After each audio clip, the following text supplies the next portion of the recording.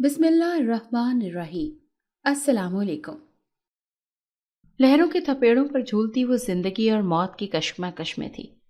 لہریں اتنی پرزور تھیں کہ اس کا وجود کسی تنکے کی مانند ان لہروں میں کبھی ڈوب تو کبھی ابھر رہا تھا۔ دور دور تک جہاں تک نگاہ پڑتی وہاں تک صرف اور صرف پانی ہی پانی تھا، نیلا صاف اور شفاف پانی، جو کہ ایک بڑے اور وسیع سمندر کا تھا، اور اس سمندر میں وہ بے یار و مددگار لہروں کے دوش پر بہتی آگے ہی آگے بڑھتی چلی جا رہی تھی۔ وہ کہاں جا رہی تھی یہ تو وہ خود بھی نہیں جانتی، مگر پھولی ہوئی سانسیں اور منہ میں گھستے پانی کے ساتھ وہ بس اتنا جانتی تھی کہ قسمت اسے کسی ایسی جگہ لے جانے والی تھی جہاں آگے شاید موت ہی اس کی منتظر ہوتی، کہ اس وسیع و عریض سمندر کے دامن میں ان جیسے سمندر میں بھٹکنے والے لوگوں کے لیے صرف موت ہی ہوا کرتی ہے۔ اس کا نام عروج تھا اور اس کی عمر اس وقت 24 سال تھی۔ جس طرح اس کا نام عروج تھا ویسے ہی اس کی قسمت بھی عروج پر ہی تھی۔ 24 سال کی عمر میں اس نے تعلیم حاصل کرنے کے ساتھ ساتھ سوئمنگ، ڈرائیونگ، کوکنگ، کوہ پہمائی غرض کے ہر وہ چیز سیکھ لی تھی جس کی عام انسان زندگی میں ضرورت ہوتی ہے۔ ایسا نہیں تھا کہ وہ بہت لبرل تھی، وہ ایک عاجز سی لڑکی تھی اور دینی تعلیم حاصل کرنے کے ساتھ اس نے دنیاوی تعلیم بھی حاصل کی تھی۔ اس کا پہناوا اس کی زندگی دین کے مطابق ہی تھی، لیکن وہ اپنی زندگی کو کھل کر جینے کی عادی تھی۔ جس طرح اس کی آواز خوبصورت تھی ویسے ہی اس کی شکل صورت اور خد و خال بھی بے حد خوبصورت تھے اور پرکشش تھے کہ جو بھی ایک نظر دیکھتا دیکھتا ہی رہ جاتا اور بار بار دیکھنے کی خواہش کرتا۔ وہ 3 بہنیں تھیں، بھائی کوئی بھی نہیں تھا۔ اس کی باقی دونوں بہنیں جڑواں تھیں جو 18 سال کی تھیں اور دونوں اس سے چھوٹی ہی تھی۔ وہ لوگ ہائی کلاس سے تعلق رکھتے تھے جہاں دولت کی ریل پیل تھی، اور اس دولت کی بدولت انہیں کبھی کسی چیز کی کمی محسوس نہیں ہوئی تھی۔ اس کا باپ اپنے علاقے کا MNA تھا جس کی وجہ سے وہ ایک شاندار زندگی جی رہی تھی۔ بھائی کوئی تھا نہیں، وہ تینوں ہی اپنے باپ کا بیٹا تھیں۔ ماں باپ کی لاڈلی تو تھیں لیکن کبھی کوئی ایسا کام نہ کیا تھا جس سے ان کے ماں باپ کی عزت پر حرف آتا، نہ ہی بیجا لاڈ پیار نے انہیں بگاڑا تھا کہ وہ صحیح اور غلط کی پہچان بھول جاتی۔ ان کی ماں نے بھی ایک NGO کھولا ہوا تھا اور وہ اکثر سوشل ورک کے لیے مصروف رہتی تھیں۔ اس کی ماں نے عروج کے لیے چند ایک رشتے دیکھے تھے، لیکن عروج نے یہ کہہ کر انکار کر دیا تھا کہ ابھی وہ اس سب کے جھنجٹ میں نہیں پڑنا چاہتی ہے، کیونکہ اسے اپنی زندگی بھرپور طریقے سے انجوائے کرنا ہے۔ اس کی ماں تو اس کے اس فیصلے کے خلاف نظر آئی تھی، مگر باپ نے عروج کے فیصلے کی تائید کی تھی کہ عروج جیسا چاہے گی ویسا ہی ہوگا۔ تبھی عروج شادی نامی بلا سے فی الوقت تو بچ گئی تھی، اور عروج کے لیے یہی بہت تھا۔ یوں تو وہ ایک ایلیٹ کلاس گھرانے سے تعلق رکھتی تھی، مگر اس کی دین سے رغبت قابل دید تھی۔ اس دن وہ اپنے کمرے میں بیٹھی چینل سرچ کر رہی تھی کہ جب اس کی دوست کا فون آیا اور اس نے بتایا کہ وہ سب دوستیں سمندر پار موجود میوزیم دیکھنے جا رہی ہیں جو کہ ایک جزیرے پر بنا ہوا ہے۔ عروج نے فٹافٹ جانے کی حامی بھر لی تھی، کیونکہ اس جزیرے کے بارے میں اس نے بہت کچھ سن رکھا تھا کہ وہاں حکومت نے ایک شاندار میوزیم آرفن لینڈ بنایا ہے جسے دیکھنے کے لیے لوگ بیرون ممالک سے چلے آتے ہیں۔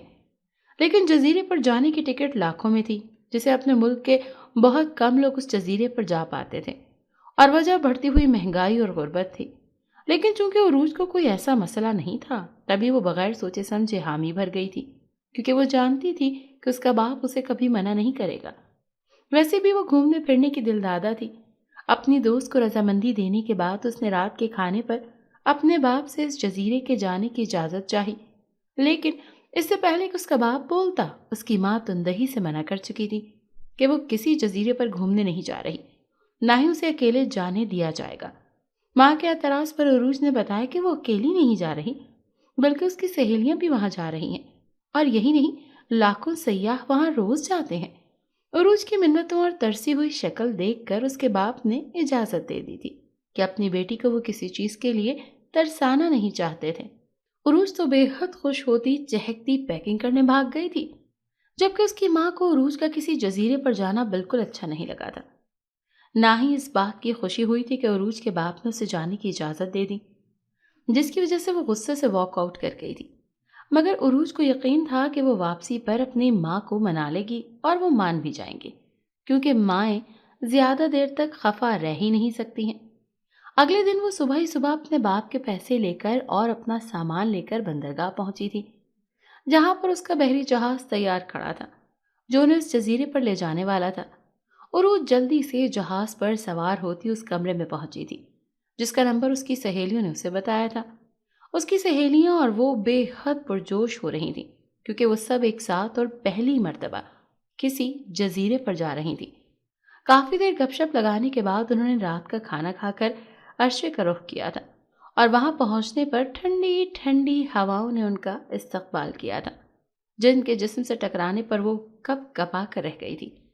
عرشے پر کھڑی ہو کر سمندر کا نظارہ کرنا بے حد پرکیف تھا۔ تیز تیز بہتا اور اچھلتا پانی دیکھ کر وہ بے حد خوش ہو رہی تھی اور ہوٹنگ کر رہی تھی۔ کچھ لڑکیاں باقاعدہ ویڈیو بنا رہی تھی۔ عروج کو اتنا لطف زندگی میں کبھی نہیں آیا تھا جتنا اسے آج آ رہا تھا۔ اس کا بحری جہاز سمندر کے اچھلتے بہتے پانی کو پیچھے چھوڑ آگے بڑھتا چلا جا رہا تھا۔ ان کے علاوہ بھی بہت سے لوگ اس بحری جہاز پر موجود تھے جو اس بحری سفر سے بے حد لطف اندوز ہو رہے تھے۔ رات کے سائے گہرے ہونے لگے تو وہ واپس اپنے کمرے میں آ گئی تھی۔ وہ 4 سہیلیاں تھیں جو اس بحری سفر کے ذریعے اس جزیرے کو دیکھنے جا رہی تھیں جس کے چرچے انہوں نے ہر جگہ بہت بار سنے تھے۔ کھانا تو وہ کھا چکی تھی، تبھی کل کے دن کے لیے پلان بنانے وہ سونے کے لیے لیٹ گئی تھی جو انہیں سو خوبصورت اور شاندار سے جزیرے پر گزارنا تھا۔ آدھی رات کا وقت تھا جب عروج کی آنکھ عجیب سے شور و غل سے کھل گئی۔ اس کے کانوں میں ہڑبڑاہٹ بھری آوازیں گونج رہی تھی۔ قدموں کی دھمک اتنی زور آور تھی کہ اسے اپنے کان دکھتے ہوئے محسوس ہوئے۔ جہاز ہل رہا تھا یا شاید اس کا کمرہ اسے سمجھ نہ آیا۔ اس سے پہلے کہ وہ کچھ سوچتی اچانک اس کا سنگل بیڈ زور سے ہلا اور وہ دھڑام کر کے بیڈ سے نیچے فرش پر جا گری۔ ایک تیز چیخ اس کے حلق سے بلند ہوئی تھی کیونکہ اس کی کمر کمرے کے فرش پر بہت زور سے ٹکرائی تھی۔ اس نے تیزی سے خود کو سنبھال کر اٹھتے ہوئے ادھر ادھر دیکھا تو کمرے میں اس کی کوئی بھی سہیلی نہ تھی۔ کمرہ تو کیا، پورا کا پورا جہاز بہت زور سے ہل رہا تھا۔ وجہ جاننے سے وہ قاصر تھی۔ وہ جوتا پہن کر تیزی سے خود کو سنبھالتی ہوئی باہر آئی تو دیکھا کہ سب لوگ بھاگتے ہوئے باہر ریلنگ کے پاس جمع ہوتے جا رہے ہیں۔ وہ بھی سنبھل سنبھل کر قدم اٹھاتی آگے بڑھنے لگی تاکہ گر نہ جائے۔ ہوا بہت زور سے چل رہی تھی جو بے حد ٹھنڈی تھی۔ پانی کی لہریں شدت پکڑتی بلند سے بلند تر ہوتی جا رہی تھی جس کی وجہ سے بحری جہاز اپنا توازن قائم نہیں رکھ پا رہا تھا۔ وہ ریلنگ کے قریب پہنچی تو اسے اس کی تینوں سہیلیاں نظر آ گئیں۔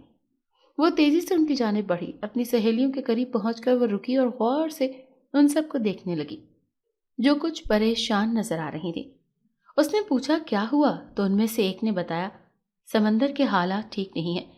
ہم نے موسم دیکھ کر پلان بنایا تھا لیکن اب کہہ رہے ہیں کہ طوفان کا اندیشہ ہے جس کی وجہ سے شاید یہ سفر مزید جاری نہ رہ سکے۔ دوسری سہیلی نے کہا کہ جاری رہے یا نہ رہے پتہ نہیں ہم زندہ بھی بچ پائیں گے یا نہیں۔ طوفان سے جہاز غرق ہو گیا تو تیسری نے کہا ایسا کچھ بھی نہیں ہوگا اور بالفرض ایسا ہو بھی جاتا ہے تو لائف جیکٹس یہاں موجود ہیں جسے ہم بآسانی تیر کر واپس جا سکتے ہیں، اس لیے گھبرانے کی ضرورت نہیں اور دعا کرو کہ سب خیر خیریت سے واپس پہنچے یا اس جزیرے پر اور یہ طوفان کا خطرہ بھی ٹل جائے۔ عروج ان سب کی باتیں سن کر تھوڑی پریشان ہو گئی تھی۔ ایڈونچر کے نام پر زندگی خطرے میں پڑ گئی تھی۔ اب اسے اپنی ماں کا فیصلہ صحیح لگنے لگا تھا لیکن اب کیا کر سکتی تھی؟ اب تو وقت گزر گیا تھا اور گیا وقت کبھی ہاتھ نہیں آتا جو اب آتا۔ عروج دل ہی دل میں خیریت کی دعا کرنے لگی۔ وہ گھر فون کر کے سب کچھ بتانا چاہتی تھی لیکن یہاں موسم کی خرابی کی وجہ سے سگنلز کا مسئلہ ہو گیا تھا جس کی وجہ سے وہ کسی کو بھی فون بھی نہیں کر سکتی تھی۔ دل ہی دل میں خیریت کی دعا کرتی وہ آسمان کی جانب دیکھنے لگی جہاں بادل چھائے ہوئے تھے۔ ہواؤں کی روانی میں شدید اضافہ ہو گیا تھا اور اب تو وہ سب ٹھنڈ سے ٹھٹرنے لگی تھی۔ عروج کو جتنی دعائیں اور وظیفے آتے تھے وہ سب باری باری زیر لب دہرانے لگی تھی اور خدا سے اس مشکل سے نکالنے کی دعا کرنے لگی تھی۔ ایک خدا ہی تو تھا جو اس کی مدد کر سکتا تھا۔ اچانک بارش ہونے لگی، اتنی تیز بارش اس نے کبھی نہیں دیکھی تھی۔ عروج اور اس کی سہیلیاں تیزی سے شیڈ کے نیچے آ گئی تھیں تاکہ بارش کے پانی سے محفوظ رہ سکیں۔ اچانک سمندر کی لہروں میں اتار چڑھاؤ ہونے لگا۔ سمندر کی لہریں اوپر نیچے ہوتی بلند ہونے لگی تھی اور ان لہروں کی بلندی جہاز سے بھی اونچی ہو گئی تھی۔ ان کو لگا کہ یہ لہر اب جہاز کے اندر گرے گی، مگر بچت ہو گئی۔ لیکن لہروں کی تیزی سے بحری جہاز سمندر کے پانی کی لہروں پر ڈولنے لگا، دائیں بائیں حرکت کرنے لگا، جس سے وہ سب اپنا توازن برقرار نہ رکھ پائیں اور فرش پر گر پڑی۔ جہاز ڈولتا رہا اور دائیں بائیں جھولتا رہا، جبکہ لہروں کی شدت میں بھی اضافہ ہوتا گیا۔ لہروں کی شدت اور جہاز کا توازن برقرار نہ رہنے کی وجہ سے اچانک اسپیکر میں اعلان کیا گیا کہ سب لوگ لائف جیکٹس پہن لیں، حالات کسی بھی وقت خراب ہو سکتے ہیں، ایسے میں احتیاط اچھی بات ہے۔ یہ اعلان سن کر سب کا دل اچھل کر حلق میں آ گیا اور سب لوگ جہاز کے تہہ خانے کی طرف بھاگے جہاں لائف جیکٹس موجود تھیں۔ بحری جہاز پر تقریباً 50 کے قریب لوگ موجود تھے اور سب کے بھاگنے سے جہاز کے فرش پر قدموں کی تیز دھمک پیدا ہونے لگی تھی۔ سب لوگ تہہ خانے میں پہنچ کر اپنی اپنی لائف جیکٹس پہن کر واپس اوپر آ گئے تھے۔ جہاز انہیں مزید ہدایت کی جا رہی تھی کہ حالات خراب ہونے کی صورت میں انہیں کیا کرنا ہے۔ ایسی ہدایات سنتی وہ سب کی سب پریشان ہو گئی تھی، اور وہی نہیں، باقی سب بھی بوکھلائے ہوئے نظر آ رہے تھے۔ اچانک سمندر کی بلند لہریں بحری جہاز کے اندر گرنے لگیں، جس سے وہ خوفزدہ ہو کر پیچھے ہٹنے لگے۔ اچانک لہروں میں اتنی شدت آئی کہ سب کا اپنے پیروں پر کھڑے رہنا محال تھا، اور سب لوگ فرش پر جا گرے اور پھسلتے ہوئے ادھر ادھر لڑکنے لگے۔ ایسے ہی لڑکتے لڑکتے عروج ریلنگ کے پاس آ گئی۔ وہ ریلنگ کا سہارا لے کر کھڑی ہوئی ہی تھی جب اچانک ایک لہر زور سے اس ریلنگ سے ٹکرائی۔ وہ ریلنگ ٹوٹی تو عروج کا توازن بھی بگڑا، جس سے وہ خود کو سنبھال نہ پائی اور چھپاک سے سمندر میں جا گری۔ اس کو گرتے دیکھ کر اس کی سب سہیلیوں اور باقی مسافروں کے حلق سے بلند چیخیں نکلی۔ وہ سب لوگ ریلنگ کے قریب آتے نیچے دیکھنے لگے، جہاں عروج نیچے پانی میں گری ہاتھ پیر مارتی جہاز کی دیوار پر لگی لوہے کی سیڑھی کی طرف بڑھنے کی کوشش کر رہی تھی۔ لیکن وہ جتنی اس طرف جانے کی کوشش کرتی، اتنا ہی سمندر کی لہریں اسے بہا کر دور لے جاتی۔ اچانک ایک بڑی لہر آئی اور عروج کو خود میں گم کر گئی۔ وہ اب کسی کو بھی نظر نہیں آ رہی تھی۔ جہاز ڈول رہا تھا اور اس کی سب سہیلیاں اور باقی مسافر کسی نہ کسی چیز کو مضبوطی سے تھامے خود کا توازن برقرار رکھے ہوئے تھے۔ لیکن عروج اب سمندر کی لہروں میں گم ہو گئی تھی، جس پر اس کی سہیلیاں رونے لگی تھیں۔ دوسری طرف عروج کی آنکھوں، ناک اور منہ میں پانی گھسنے لگا۔ اس کا سر گھوم رہا تھا، وہ مسلسل پانی کے تھپڑ سہتی نڈھال ہو رہی تھی۔ اسے نہیں پتا تھا وہ بہتی بہتی کہاں آ گئی تھی، لیکن اتنا معلوم تھا کہ اب وہ بحری جہاز کہیں بھی نہیں تھا جس میں وہ سفر کر رہی تھی، اور یہی بات اس کے حواس چل کرنے کے لیے کافی تھی۔ لہروں کے تھپیڑوں پر جھولتی وہ زندگی اور موت کی کشمکش میں تھی۔ لہریں اتنی پرزور تھیں کہ اس کا وجود کسی تنگے کی مانند ان لہروں میں کبھی ڈوب تو کبھی ابھر رہا تھا۔ دور دور تک جہاں تک نگاہ پڑتی وہاں تک صرف اور صرف پانی ہی پانی تھا، نیلا اور صاف شفاف پانی، جو کہ ایک بڑے اور وسیع سمندر کا تھا، اور اس سمندر میں وہ بے یار و مددگار لہروں کے دوش پر بہتی آگے ہی آگے بڑھتی چلی جا رہی تھی۔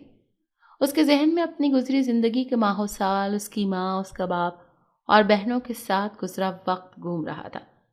اپنی ماں کی نافرمانی کرنے پر وہ پچھتا رہی تھی، مگر اب پچھتاوے کیا ہوت جب چڑیاں چگ گئیں کھیت۔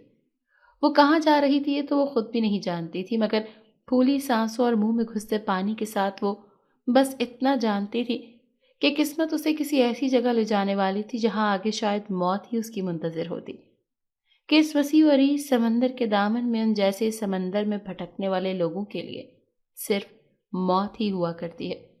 اور پھر وہ بھاری ہوتے سر اور پھولی سانسوں کے ساتھ ہوش و حواس کھوتی اپنے آپ کو بے رحم اور ظالم سمندر کے حوالے کر گئی تھی۔ اسے علم تھا کہ اب وہ کبھی اپنے گھر نہیں جا سکے گی اور یہیں پہ مر جائے گی۔ یہ آخری سوچ تھی جو اس کے ذہن میں گونجی تھی۔ اس کے بعد وہ بے ہوش ہو گئی تھی۔ نہ جانے کتنی ہی دیر اس کا بے جان وجود سمندر کے بے یار و مددگار پانیوں پہ بہتا رہا، اور پھر خود ہی جا کر کنارے لگ گیا۔ اس نے لائف جیکٹ نہ پہنی ہوتی تو اب تک ڈوب کر مر چکی ہوتی۔ یہ لائف جیکٹ ہی تھی جس نے اسے بچا تو لیا تھا، لیکن ایک انجان سی جگہ پر لا کر پھینک دیا تھا۔ اس کی آنکھ کھلی تو کھانسی کا شدید دورہ اسے پڑا تھا۔ کھانستے اس کے منہ سے پانی نکلنے لگا تھا جو بے حد نمکین اور کھارا تھا۔ اس کے منہ کا ذائقہ بے حد عجیب اور کڑوا ہو رہا تھا، کیونکہ کافی دیر تک وہ سمندر کے کھارے پانی میں رہی تھی، جس کی وجہ سے کافی مقدار میں کھارا پانی اس کے اندر جا رہا تھا۔ وہ کھانستے ہوئے اٹھ کر بیٹھی تھی۔ کھانستے کے باعث اس کا پورا چہرہ لال سرخ ہو گیا تھا۔ اس نے چکراتے سر کو سنبھال کر ادھر ادھر دیکھا تو بے تحاشا چونک اٹھی۔ کیونکہ وہ سمندر کے کنارے کسی شہر میں نہیں بلکہ کسی جزیرے پر تھی، ایک ویران اور درختوں سے بنے جنگل کی مانند جزیرے پر، جہاں اسے کوئی زیرو دور دور تک نظر نہیں آ رہا تھا۔ وہ اٹھ کر کھڑی ہوئی تو اس کے کپڑے گیلے اور ریت سے بھرے ہوئے تھے۔ اسے پیٹ میں جلن سی محسوس ہو رہی تھی۔ جس وقت تو جہاز سے گری رات تھی، مگر اب دن چڑھایا تھا اور دھوپ ہر سو پھیلی ہوئی تھی۔ اس نے اپنے نڈھال وجود کو سنبھالتے قدم آگے بڑھائے۔ بھوک سے اس کا برا حال تھا، تبھی اب وہ جنگل کی طرف بڑھ رہی تھی تاکہ کوئی پھل وغیرہ ڈھونڈ کر کھا سکے۔ وہ لڑکھڑاتے قدموں سے آگے بڑھ گئی، یہاں تک کہ جنگل میں پہنچ گئی۔ درختوں کے بیچوں بیچ سے گزر کر وہ خاردار جھاڑیوں کو ہاتھ سے ہٹاتے اب کسی پھلدار درخت کی تلاش میں تھی۔ اسے یہاں سے کیسے بھی کر کے نکلنا تھا، اور یہاں سے نکلنے کے لیے زندہ رہنا ضروری تھا، اور زندہ رہنے کے لیے کھانا ضروری تھا۔ کھانا تو یہاں سے کہیں سے نہیں مل سکتا تھا، تبھی اسے اپنی بھوک پھلوں سے ہی مٹانی تھی۔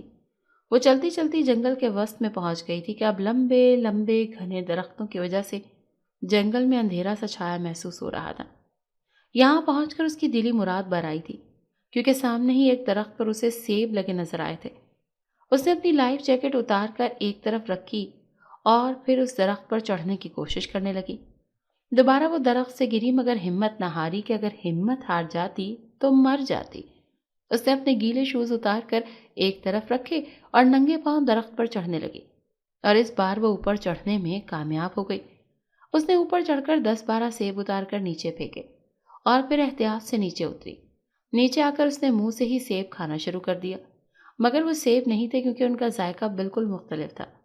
اندر سے سیب زیادہ نرم نہیں ہوتے بلکہ ہلکے سے سخت ہوتے ہیں، لیکن یہ اندر سے بالکل ایسے نرم تھے جیسے جاپانی پھل ہوتا ہے، مگر تھے ذائقہ دار۔ تبھی وہ تقریباً 5-6 کھا گئی۔ اب وہ باقی پھلوں کو سمیٹ کر اپنی لائف جیکٹ کی جیبوں میں ڈالتی اپنے لیٹنے کے لیے جگہ تلاش کرنے لگی۔ کچھ قدم چل کر اسے ایک جگہ پر گھاس پھوس نظر آئی تو وہ اسے سیٹ کر کے لائف جیکٹ اور جوتے ایک طرف رکھ کر سونے کے لیے لیٹ گئی۔ وہ اتنی تھکاوٹ کا شکار تھی کہ ایسا لگ رہا تھا جیسے ہل چلا کر آئی ہو۔ تبھی لیٹتے ہی اس کی آنکھ لگ گئی۔ آدھی رات کا وقت تھا، دور دور تک سناٹا چھایا ہوا تھا، ہر طرف خوفناک اور پراسرار سے خاموشی کا راج تھا۔ اچانک اسے نیند میں اپنے ارد گرد کسی کی موجودگی کا احساس ہوا۔ اس نے کسمسا کر کروٹ بدلی، مگر یہ احساس ہنوز برقرار رہا۔ اس سے پہلے کہ وہ اٹھتی اسے اپنے چہرے پر کسی کے سانسوں کی تپش کا احساس ہوا۔ اس کے ساتھ ہی اسے لگا جیسے کسی نے اس کے بالوں کو اس کے چہرے سے ہٹایا ہو۔ اس کے بعد کسی نے اس کا ہاتھ تھاما اور اپنے لبوں سے لگایا، مگر کسی کا لمس پاتے ہی اسے لگا کہ اس کا ہاتھ جھلس ہو گیا ہے۔ اس نے بند آنکھوں سے ہی تیزی سے اپنا ہاتھ کھینچا اور اپنے گال کے نیچے رکھ کر سو گئی۔ ایک بار پھر اسے اپنے قریب آہٹ سی محسوس ہوئی، اور اب کی بار کسی نے اس کے چہرے پر اپنا سخت اور کھردرا ہاتھ رکھا۔ اس ہاتھ کے کھردرے پن کی وجہ سے اس کے گال پر چبھن سی ہوئی۔ اس کے ساتھ ہی اسے اپنے گال تپتا ہوا محسوس ہونے لگا۔ اس نے اکتا کر مقابل کا ہاتھ چٹکتے ہوئے آنکھیں کھولی، مگر آنکھیں کھولتے ہی خوف سے اس کے رونگٹے کھڑے ہو گئے اور وہ چیختی ہوئی اٹھ کر بیٹھ گئی اور تیزی سے بیٹھ کر پیچھے کو کھسکنے لگی۔ اس بیچ اس کے منہ سے مسلسل چیخیں بلند ہو رہی تھیں جو جزیرے کے سناٹوں کو چیر رہی تھی۔ پیچھے ہوتی وہ اس شخص سے دور ہونے لگی۔ وہ بے حد عجیب اور بھیانک تھا۔ اس کا چہرہ مکمل سیاہ تھا، سخت اور کھردرا۔ بڑی بڑی سفید رنگ کی آنکھیں تھیں جن میں بالکل چھوٹا سا سیاہ رنگ کا لینس تھا جو اپنے سائز کی وجہ سے بے حد عجیب لگ رہا تھا۔ اس کی سفید آنکھیں سرخیاں چھلکا رہی تھیں اور اس کے حلق سے مسلسل بھاری اور بھیانک قراہٹیں نکل رہی تھیں۔ قراتے ہوئے اس کے منہ سے رال بھی ٹپک رہی تھی، جس سے عروج کو اس سے کراہیت اور خوف کا ایک احساس محسوس ہوا۔ اس کے جسم پر سیاہ رنگ کا لباس تھا جو جگہ جگہ سے پھٹا ہوا تھا اور اس سے اس کا سیاہ کھردرا جسم چھلک رہا تھا۔ عروج اس سے پہلے کہ مزید پیچھے ہوتی اس نے اپنا ہاتھ بڑھا کر اس کی پنڈلی پر رکھا تو عروج کو اپنی پنڈلی جلن سے پگھلتی ہوئی محسوس ہوئی۔ اس نے تیزی سے عروج کو پنڈلی سے اپنی طرف کھینچا تو عروج ایک جھٹکا کھا کر اس کی طرف لڑک اٹھی۔ اس شخص کے قریب آتے عروج کو لگا کہ اس کے دماغ کی نسیں پھٹ جائیں گی، کیونکہ اس سے بے حد عجیب اور گندی بدبو آ رہی تھی جسے سہن کرنا عروج کے لیے مشکل ہو رہا تھا۔ اچانک عروج نے دوسری ٹانگ اٹھا کر پیر سے اس کے سینے پر وار کیا تو وہ دھکا لگنے سے پیچھے جا گرا۔ اپنی پنڈلی آزاد ہوتے ہی عروج نے اپنے شوز اٹھا کر اندھا دھند ایک طرف کو بھاگنا شروع کر دیا۔ لائف جیکٹ اٹھانے کا ٹائم نہیں تھا۔ وہ اس بھیانک شخص کی پہنچ سے بہت دور چلی جانا چاہتی تھی۔ اس نے پیچھے مڑ کر دیکھنے کی غلطی نہ کی اور اندھا دھند آگے کو بھاگتی گئی۔ اسے نہیں پتا تھا کہ وہ کہاں جا رہی ہے، لیکن بس اس شخص سے دور جانا چاہتی تھی۔ کافی دیر تک بھاگنے پر جب اسے لگا کہ اب وہ بھیانک شخص اس تک پہنچ نہیں پائے گا، تو وہ ایک درخت سے ٹیک لگا کر گہری سانس بھر کر اپنا پھولا سانس بحال کرنے لگی۔ اسے لگ رہا تھا یہ شخص یقیناً کوئی آدم خور یا وحشی ہوگا جو اس جزیرے میں بھٹک رہا ہے، اور یقیناً اسے کھانے کے لیے ہی اس کے قریب آیا ہوگا۔ عروج کا دل زور زور سے دھڑک رہا تھا، یوں لگ رہا تھا جیسے ابھی پھٹ جائے گا۔ اسے اس جزیرے سے نکلنا تھا، ورنہ وہ آدم خور یقیناً اسے مار کر کھا جاتا۔ یہی سوچتے اس نے سر اٹھایا تو ایک بار پھر اس ویرانے میں اس کی چیخ گونج اٹھی، کیونکہ اس کے سامنے وہی آدم خور شخص بیٹھا اسے دیکھ رہا تھا۔ اس کی سفید آنکھوں میں سرخی مزید بڑھ گئی تھی، جس سے عروج کو خوف محسوس ہو رہا تھا۔ عروج کو یقین نہیں ہو رہا تھا کہ جس شخص سے وہ اتنی دور بھاگ کر آئی ہے وہ منٹوں میں اس کے قریب پہنچ گیا ہے۔ اس شخص نے عروج کی طرف ہاتھ بڑھایا تو عروج چیخ کر پیچھے ہٹی اور درخت میں گھس کر چھپنے کی کوشش کرنے لگی، جیسے درخت اسے پناہ دے دے گا۔ لیکن جب درخت نے بھی اسے پناہ نہ دی تو اس نے روتے ہوئے اس شخص سے پوچھا کہ کون ہو تم؟ تو وہ اپنے بڑے بڑے دانتوں سے مسکرایا اور اپنی بھاری بھرکم سی آواز میں بولا کہ میں ایک جن ذات ہوں۔ اس کے منہ سے یہ سننا تھا کہ عروج کو اپنے حواس شل ہوتے ہوئے محسوس ہوئے۔ وہ ایک جن کا شکار ہونے والی تھی اور مرنے والی تھی۔ یہی سوچ اس کو لرزا گئی تھی اور دیکھتے ہی دیکھتے وہ ہوش و حواس سے بیگانی ہو گئی۔ اسے دوبارہ ہوش آیا تو وہ اسی جنگل میں موجود تھی، لیکن یہ کوئی درخت کی چھاؤں نہیں تھی جس کے سائے تلے وہ لیٹی تھی جب اس جن سے ڈر کر بے ہوش ہوئی تھی، بلکہ یہ لکڑی کا بنا ہوا چھوٹا سا کمرہ تھا جہاں کسی قسم کا کوئی ساز و سامان نہیں تھا، بلکہ پورا کمرہ خالی تھا، اور جس جگہ وہ لیٹی ہوئی تھی اس جگہ کسی جانور کی کھال اور گھاس پھوس سے نرم سا بستر بنایا ہوا تھا۔ وہ پورے کمرے میں اکیلی تھی۔ بے ہوش ہونے سے پہلے اس کا سارا منظر اسے یاد آنے لگا۔ ایک بار پھر اس کا رواں رواں کانپ اٹھا۔ اپنے ماں باپ اور بہنوں کا سوچتی وہ رونے لگی تھی۔ جب وہ گھر نہیں جائے گی تو یقیناً وہ سب اسے مرا ہوا سمجھ لیں گے۔ نہ جانے ان سب کو یہ خبر سن کر کیا حال ہوا ہوگا، نہ جانے اب وہ کبھی گھر جا بھی سکے گی یا نہیں۔ کیا وہ اس جن کی قید میں تھی؟ یہ سوال ذہن میں آتے ہی وہ تھرا اٹھی اور ایک طرف پڑے اپنے شوز اٹھا کر پہنی اور جلدی سے دروازے کی جانب بڑھی۔ دروازہ کھلا ہوا تھا۔ اس نے دروازہ کھولا تو حیرت کا ایک جھٹکا اسے لگا۔ وہ جس لکڑی کے کمرے میں موجود تھی وہ ایک چھوٹا سا ایک کمرے کا ٹری ہاؤس تھا۔ وہ ایک بڑے سے اور مضبوط درخت پر بنے ایک چھوٹے سے کمرے میں تھی۔ نیچے جانے کے لیے سیڑھیاں بھی موجود تھیں۔ تبھی وہ ایک ایک سیڑھی اترتی نیچے چلی گئی۔ اس وقت رات ہو رہی تھی، جس کا مطلب یہ تھا کہ وہ کافی وقت تک بے ہوش رہی تھی۔ لیکن سوال یہ تھا کہ اس جن نے اسے نقصان کیوں نہیں پہنچایا، اور یہی نہیں بلکہ اس نے اگر اسے قید کیا ہوتا تو دروازہ کھلا کیوں چھوڑ جاتا۔ یہی سب سوچتی وہ سامنے نظر آتے درخت کی جانب بڑھ رہی تھی، کیونکہ اس درخت پر پھل لگے ہوئے تھے جن کو دیکھ کر اس کی بھوک جاگ اٹھی تھی۔ وہ درخت کے قریب پہنچ گئی تھی۔ اس سے پہلے کہ اس درخت پر چڑھتی اچانک پیچھے سے کسی نے اس کے کاندھے پر ہاتھ رکھا۔ اسی خوفناک اور بھیانک جن کا خیال آتے وہ زوردار آواز میں چیخی اور پیچھے کو پلٹ کر اچانک سامنے والے کے سینے پر ہاتھ رکھ کر زور سے دھکا دیا، جس سے وہ پیچھے زمین پر جا گرا، مگر عروج مقابل کو دیکھتے ہی دنگ رہ گئی۔ سامنے ہی ایک خوبصورت سا تقریباً 27-28 سال کا لڑکا نیچے گرا ہوا نظر آ رہا تھا۔ بے حد سرخ و سفید، بڑی بڑی کالی آنکھیں اور تیکھے نقوش کا حامل وہ لڑکا لمبی قد و قامت کا حامل تھا۔ اس نے سفید رنگ کا لباس پہنا ہوا تھا۔ خوبصورت سی نفاست سے تراشی گئی مونچھیں اور داڑھی تھی جو اس کے چہرے پر بے حد جچ رہی تھی۔ وہ اسے دیکھ کر مسکرایا تو اس کی سفید موتیوں جیسے دانت عروج کے سامنے آیا ہوئے۔ عروج کو اپنا دل بے حد تیزی سے دھڑکتا ہوا محسوس ہوا۔ نہ جانے کیوں اس شخص اسے بے حد پیارا لگ رہا تھا اور وہ ایک ہی نظر میں اسے پسند کرنے لگی تھی، یا شاید پسند سے آگے بڑھ کر وہ پہلی نظر کی محبت کا شکار ہو چکی تھی۔ وہ تو اتنا خوبصورت لڑکا اسے ویران جزیرے میں دیکھ کر حیران تھی۔ اسے لگا تھا کہ وہ یہاں اکیلی ہے، مگر یہاں تو یہ لڑکا بھی تھا، اور وہ جن، وہ نہ جانے کہاں گیا تھا۔ اس لڑکے نے زمین سے اٹھتے ہوئے بھاری اور گمبھیر لہجے میں کہا کہ اپنے محسنوں کو تکلیف نہیں پہنچایا کرتے لڑکی۔ اس کی بات سن کر عروج شرمندہ بھی ہوئی اور حیران بھی۔ اگر وہ محسن تھا تو اس کا مطلب تھا اسی نے اس جن ذات سے اسے بچایا تھا۔ عروج نے پرشوق نظروں سے اسے دیکھتے ہوئے کہا کہ کیا تم نے مجھے اس جن سے بچایا ہے؟ تو اس نوجوان نے سر ہلا کر کہا کہ ہاں، میں نے ہی تمہیں اس سے بچایا ہے۔ بہت مشکل تھا کیونکہ وہ ایک جن تھا۔ اس نے کہا تو وہ مسکرا کر اس کا شکریہ ادا کرنے لگی اور پوچھنے لگی کہ وہ یہاں کیسے آیا، جس پر اس نے بتایا کہ میرا نام حامان ہے اور میں یہاں کافی عرصے سے آباد ہوں، اب تو یاد بھی نہیں کہ کب سے یہاں آیا تھا۔ عروج نے حیرت سے کہا پھر تم واپس کیوں نہیں گئے؟ حامان نے کہا جو ایک بار یہاں آ جائے اس کا واپس جانے کا دل ہی نہیں کرتا، اسی لیے میں بھی نہیں گیا۔ عروج نے کہا کہ ایسا تو نہیں ہے، میرا تو واپس جانے کا دل کر رہا ہے اور بہت جلد میں یہاں سے واپس چلی بھی جاؤں گی۔ عروج کے اتنا کہتے ہی حامان تیزی سے اس کے قریب آیا اور اس کی گردن پر گرفت کرتے ہوئے کہا کہ اب تم یہاں سے کہیں نہیں جاؤ گی، یہیں رہو گی ہمیشہ میرے پاس۔ اس کی گرفت سے عروج کو اپنی گردن پر تپش کا احساس ہوا۔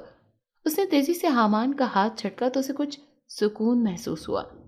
اس نے غصے سے کہا کہ میں یہاں کیوں رہوں گی، میں واپس اپنے گھر چلی جاؤں گی۔ حامان اس کے غصہ کرنے پر تیزی سے مسکرایا اور بولا کہ میں جانے ہی نہیں دوں گا، بلکہ ہمیشہ تمہیں اپنے ساتھ رکھوں گا، کیونکہ میں تم سے محبت کرتا ہوں اور جن سے محبت کرتے ہیں ان کو ہمیشہ اپنے پاس رکھتے ہیں۔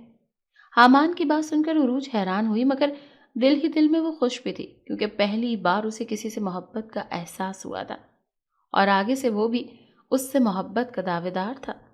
عروج نے مصنوعی غصے سے کہا کہ یہ کیسی محبت ہے جو ایک ہی نظر میں ہو گئی؟ حامان نے کہا محبت ہونے کے لیے تو ایک لمحہ ہی کافی ہوتا ہے، جیسے تمہیں مجھ سے ہو گئی ویسے ہی مجھے بھی تم سے ہو گئی، بتاؤ ہے نا محبت؟ حامان نے پوچھا تو وہ بغیر سوچے سمجھے سر ہلا گئی، جس پر حامان تیزی سے اس کے گلے لگ گیا۔ حامان کے گلے لگنے پر عروج کو ایک بار پھر پہلی کسی تپش اور جلن سی محسوس ہوئی تھی، آنکھیں بھی سرخ ہو کر جلنے لگی تھیں تو وہ ایک جھٹکے سے اس سے الگ ہو گئی۔ حامان نے پوچھا کیا ہوا تو وہ مصنوعی سا مسکرا کر بات ٹال گئی کہ اسے بھوک لگی ہے۔ حامان نے اسے ٹری ہاؤس میں جانے کا کہا، وہ ابھی اس کے لیے کچھ کھانے کو لے کر آتا ہے، جس پر وہ سر ہلاتی ٹری ہاؤس میں چلی گئی۔ کچھ ہی دیر گزری تھی جب حامان ہاتھ میں پھل اور بھنا ہوا گوشت لے کر چلا آیا، جسے عروج نے بڑی رغبت سے کھایا۔ حامان نے صرف گوشت ہی کھایا تھا، دن ڈھلا اور رات ہو گئی تو عروج سونے کے لیے لیٹ گئی۔ اسے سونے سے پہلے حامان کو دیکھا جو ایک طرف گھاس پھوس بچھا کر اس پر سونے کی تیاری کر رہا تھا۔ اسے دیکھتے ہی دیکھتے اس کے بارے میں سوچتے کب اس کی آنکھ لگ گئی اسے خبر ہی نہ ہوئی۔ یہ آدھی رات کا وقت تھا جب اچانک اس کی ناک سے مانوس سی وہی گندی اور عجیب سی بدبو ٹکرائی جو اسے اس بھیانک جن ذات سے آتی تھی۔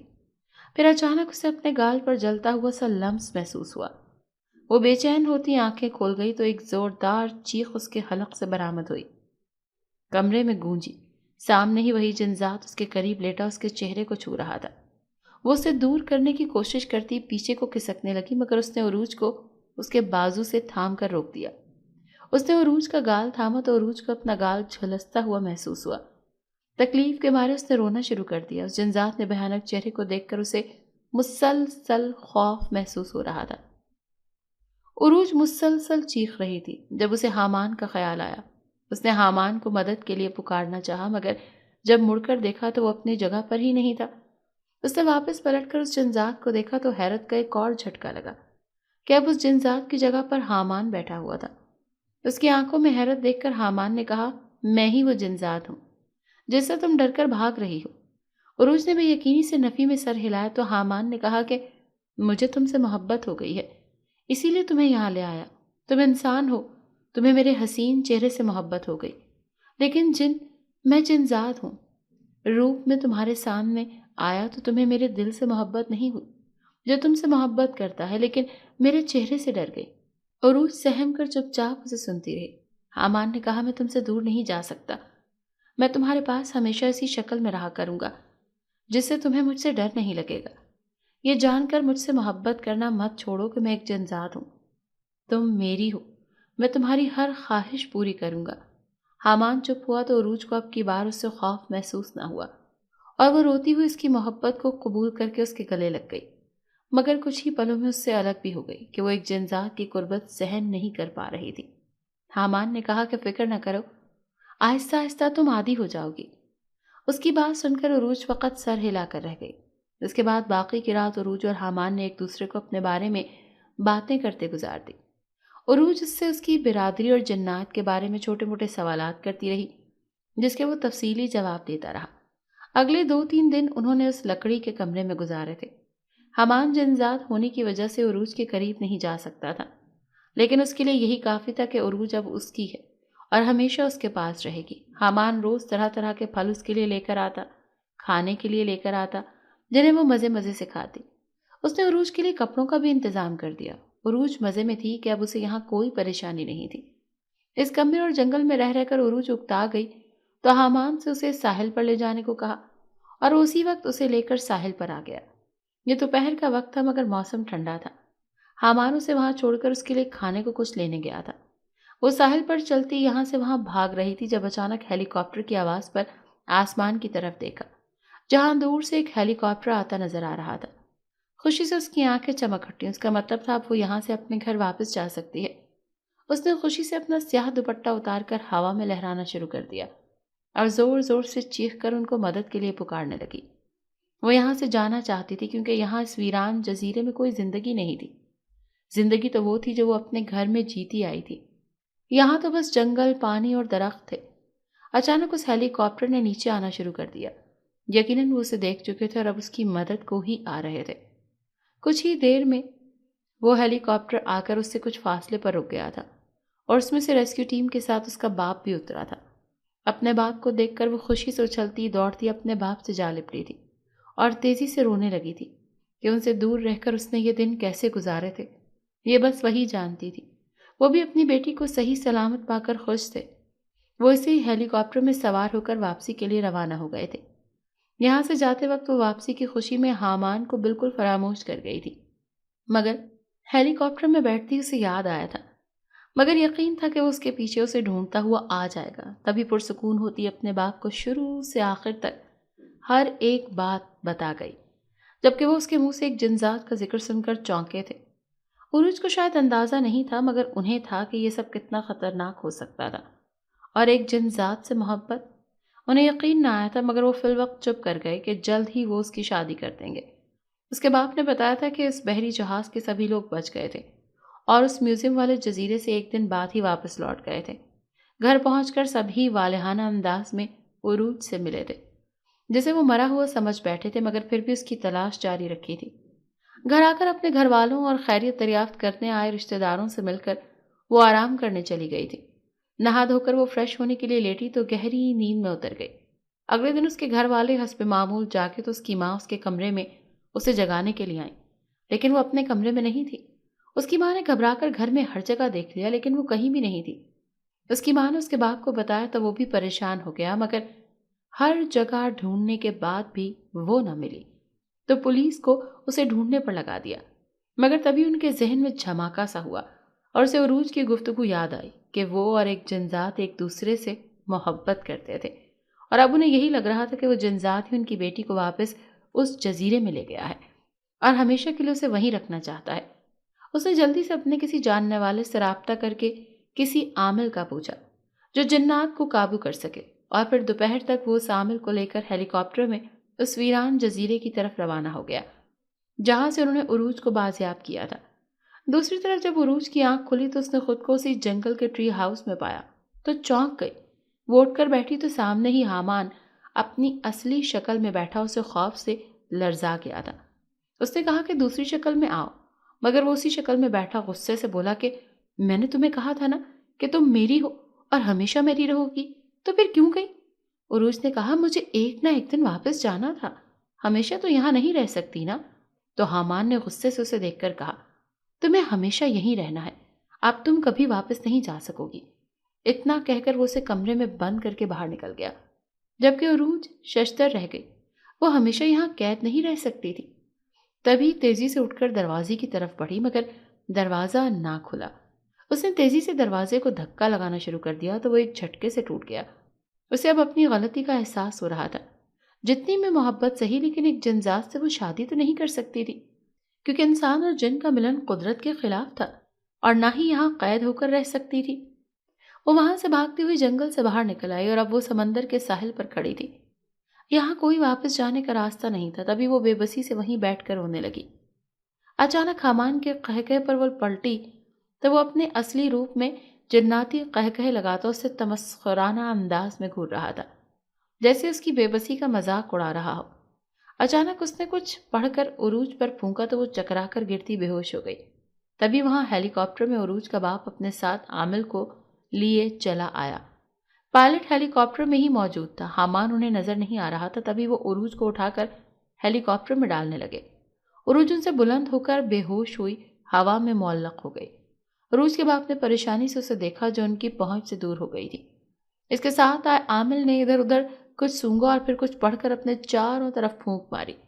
پھونک مارتے ہی حامان ان کو نظر آنے لگ گیا، جو حقارت سے ان کو دیکھ رہا تھا۔ عامل نے تیزی سے اس کے قریب جا کر کہا کہ اسے چھوڑ دے ورنہ قید کر لوں گا۔ اس کی بات حامان نے ہنس کر نفی میں سر ہلایا اور عامل کی طرف پھونک ماری، جس سے وہ عامل ہوا میں اڑتا پیچھے کو کمر کے بل جا گرا۔ عامل نے کرراہ کر حامان کو دیکھا جو کچھ پڑھ رہا تھا۔ پڑھتے ہی اس نے ہاتھ کا اشارہ کیا تو بجلی سی چمک کر عامل کی طرف لپکی۔ عامل تیزی سے کروٹ بدل کر پیچھے ہٹا تو وہ بجلی اس کی چھوڑی ہوئی جگہ پر جا گری اور بجلی گرتے ہی وہ ایک گہرا گڑھا سا بن گیا۔ حامان نے اپنا وار خطا جاتے دیکھ کر انگلی سے اشارہ کیا تو عامل ہوا میں الٹا لٹک گیا۔ عروج کا باپ یہ سب دیکھ کر پریشان ہو گیا۔ عامل نے الٹا لٹکتے ہی چوکڑی ماری اور آنکھیں بند کر کے کچھ پڑھنے لگا۔ کچھ پل بعد وہ خود بخود سیدھا ہوا اور ہوا میں معلق رہا، اور وہ چوکڑی مار کر بیٹھا ہی ہوا ہوا میں معلق تھا۔ حامان عروج کی طرف بڑھا تو اب کی بات، عامل نے اپنے ہاتھ میں موجود خاک پر کچھ پڑھ کر پھونکا اور وہ خاک حامان کی طرف اچھالی، جس کے خود پر گرتے ہی وہ تڑپنے لگا۔ اس کے گرتے ہی عامل نے اپنے بیگ سے پانی کی ایک بوتل نکالی اور اس پر کچھ دم کر کے وہ پانی حامان کے چاروں طرف چھڑکنے لگا۔ پانی چھڑک کر اس نے ایک بار پھر کچھ پڑھ کر حامان پر پھونکا تو اس کے چاروں طرف آگ جلنے لگی۔ حامان تڑپتا ہوا اٹھ بیٹھا اور اس آگ کو پھلانگنے کی کوشش کرنے لگا، مگر ناکام رہا۔ وہ عامل سے معافیا مانگنے لگا، مگر عامل نفی میں سر ہلاتا مسلسل منتر پڑھتا اس کے گرد چاروں اطراف میں چکر لگاتا رہا۔ اچانک وہ آگ حامان کے چاروں طرف بلند ہو گئی اور تبھی عروج کو ہوش آیا تو وہ خود بخود آرام سے نیچے آ گئی۔ اس نے حامان کو جلتے ہوئے دیکھا تو حیران ہوئی کہ آگ سے بنا جن کیسے آگ سے جل کر مر سکتا ہے۔ تبھی اس کے ذہن میں خیال آیا، جیسے مٹی سے بنے انسان کو مٹی کے ڈھیلے سے تکلیف پہنچتی ہے، ویسے ہی آگ سے بنے جنات کو بھی آگ سے تکلیف پہنچتی ہے۔ آگ کی لپٹیں اب حامان تک پہنچ رہی تھیں۔ تبھی عروج نے آگے بڑھ کر عامل کو اسے مارنے سے روک دیا کہ اسے مارے مت۔ وہ جیسا بھی تھا عروج سے اس سے محبت کرتی تھی اور وہ اسے تکلیف میں نہیں دیکھ سکتی تھی۔ تبھی عامل کو روکا تو اس کے باپ نے غصے سے عروج کو ٹوکا کہ یہ احمقانہ فیصلہ ہے، یہ پھر سے تمہارے پیچھے پڑ جائے گا۔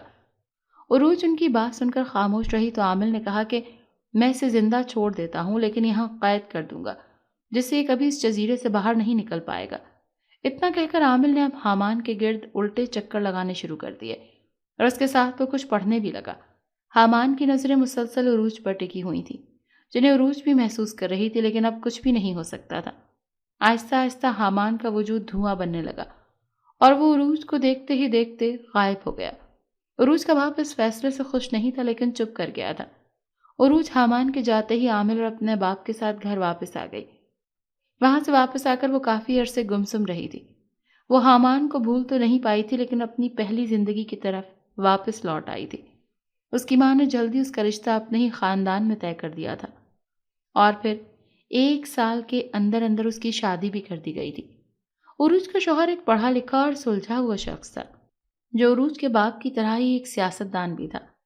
وہ عروج کو خوش رکھنے کی ہمیشہ کوشش کرتا اور عروج نے بھی کبھی اسے شکایت کا موقع نہ دیا تھا۔ عروج اسے اپنے ساتھ ہوئے حامان والے واقعے کے بارے میں نہیں بتایا تھا کہ کہیں وہ اس سے بدگمان نہ ہو جائے۔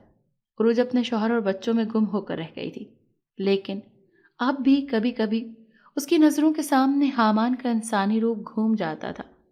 وہ اسے مروانا نہیں چاہتی تھی، تبھی اس نے عامل کو روک دیا تھا، کیونکہ اسے کوئی حق نہیں تھا خدا کی کسی مخلوق کو نقصان پہنچاتی۔ اسی لیے وہ اپنے باپ کے فیصلے کے خلاف گئی تھی، کیونکہ یہی سب کے لیے بہتر تھا۔ اگر آپ کو آج کی ہماری کہانی پسند آئی ہے تو اسے لائک کیجیے اور اپنے پیاروں کے ساتھ شیئر کیجیے۔